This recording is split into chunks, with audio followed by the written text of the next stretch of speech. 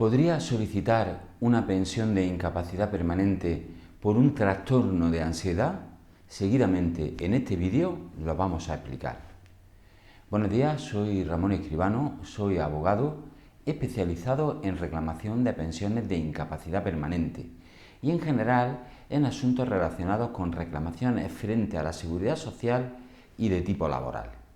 Y en este vídeo vamos a hablar o vamos a tratar de explicar qué criterios seguimos nosotros en nuestro despacho a la hora de plantearnos solicitar una pensión de incapacidad permanente a una persona que sufre un trastorno de ansiedad.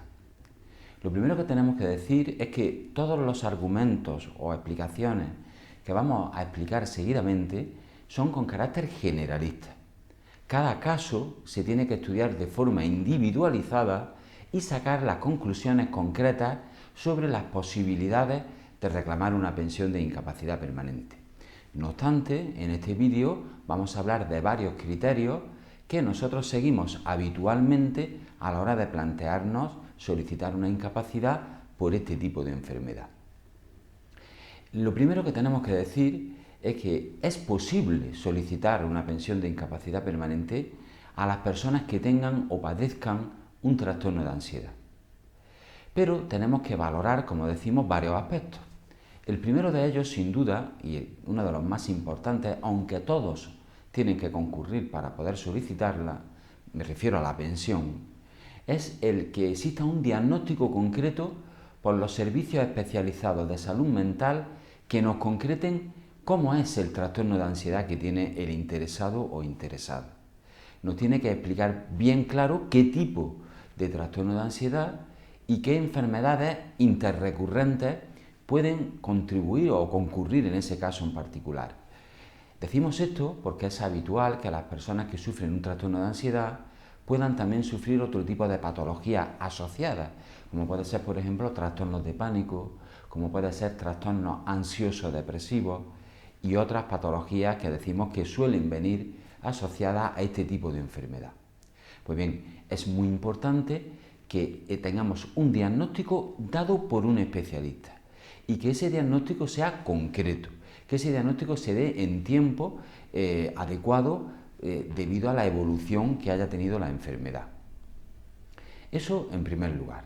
En segundo lugar, o como segundo criterio, tenemos que valorar que ese trastorno de ansiedad tiene que ser crónico, definitivo y recurrente. ¿A qué nos referimos? Pues a que se tienen que haber agotado todas las posibilidades terapéuticas, médicas, de mejora o curación de esa enfermedad. Desde luego, esto es un aspecto que es lógico. Nos estamos planteando solicitar una incapacidad permanente, es decir, una pensión en principio de carácter vitalicio por un trastorno de ansiedad. Por lo tanto, tenemos que haber agotado todas las posibilidades de mejora de ese trastorno con el tratamiento médico adecuado. Hasta que no se hayan agotado esas posibilidades, hasta que los especialistas no nos confirmen que es un diagnóstico que está cronificado y que no tiene, por ahora, en principio, no tiene posibilidades de mejora, hasta ese momento tendríamos muchísimas dificultades para plantearnos pedir una incapacidad permanente, solicitar una pensión de incapacidad permanente. El tercer criterio es una consecuencia lógica de los dos anteriores. Tenemos un diagnóstico con el trastorno de ansiedad y las enfermedades recurrentes que pueda haber, tenemos una cronicidad y recurrencia en la patología de trastorno de ansiedad y por último tenemos que analizar las limitaciones que provoca en la persona que sufre ese trastorno, qué limitaciones le provoca. ¿A qué nos referimos? Nos referimos siempre desde el punto de vista laboral. Sin duda, a nosotros nos interesan todas las limitaciones que puedan afectar al interesado o interesada en todos los aspectos, incluyendo en los aspectos de la vida diaria, pero sobre todo nos interesan los aspectos de su capacidad laboral. Estamos hablando de pensión de incapacidad permanente. Por lo tanto, nos interesan aspectos tales como, por ejemplo, si afecta a su capacidad de memoria, tanto a largo plazo como a corto plazo, si afecta a su capacidad de relación con terceras personas. Sabemos que en cualquier trabajo un aspecto muy importante es la relación con otras personas, con compañeros de trabajo, con clientes, con proveedores. Evidentemente, si se tiene afectada esa capacidad de relación, y es muy habitual que en los trastornos de ansiedad y en los trastornos ansiosos depresivos esa capacidad de relación social se vea afectada, por lo tanto hay que analizarlo. Igualmente, facultades como la capacidad de concentración, de atención, todo eso tenemos que intentar que los especialistas que diagnostican y siguen la enfermedad concreten esas limitaciones. Hay personas que también se les provoca trastornos de agorafobia, no pueden estar en ambientes donde hay muchas personas. Todo eso son aspectos, limitaciones que a nosotros nos interesa valorar para ver si podríamos o no solicitar una incapacidad. Dependiendo de esas limitaciones que podamos acreditar, podremos plantearnos solicitar un tipo de incapacidad o otro tipo diferente. Por ejemplo, si las limitaciones son tales que demuestran que el trabajador no podría realizar ningún trabajo, ni siquiera trabajos sencillos o trabajos de poca responsabilidad, pues podríamos plantearnos solicitar una incapacidad permanente absoluta, con derecho a cobrar el 100% de la base reguladora de cada interesado. Sin embargo, si las limitaciones que podamos acreditar lo que demuestran es que el trabajador no podría realizar su trabajo, pero sí otro diferente, pues entonces podríamos solicitar una incapacidad total. En caso de que las limitaciones no impidan al trabajador o trabajadora realizar su trabajo, pero sí lo limite en más de un 33%, podríamos plantearnos solicitar una incapacidad permanente parcial.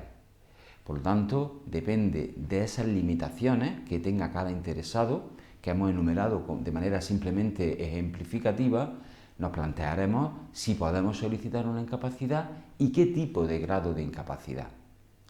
Tenemos que decir que en toda esta valoración, sin duda, un aspecto muy relevante es valorar el trabajo de cada interesado, en los aspectos que hemos mencionado, sobre todo los aspectos de carga o requerimientos de tipo mental, en relación con terceras personas, memoria, concentración, eficacia, dependencia, etc. Todos esos aspectos son muy relevantes a la hora de plantearnos esa posibilidad de reclamación de una incapacidad permanente por un trastorno de ansiedad. Pues bien, todo esto que nosotros hemos dicho con un carácter generalista para que las personas puedan ver qué aspectos son los relevantes a la hora de valorarlo, nosotros, para cada persona que esté interesada, lo hacemos de forma individualizada. Es decir, si usted tiene un trastorno de ansiedad o cualquier otro tipo de trastorno, tanto de tipo de salud mental como físico, y no sabe si podría reclamar una pensión de incapacidad permanente, le recomiendo que llame a nuestro teléfono y le diremos cómo nosotros estudiaremos su caso de forma totalmente gratuita. Y una vez que lo estudiemos, le informaremos si nosotros, en nuestra experiencia, consideramos que existen criterios para poder solicitarle una incapacidad permanente y el grado concreto que podríamos solicitar.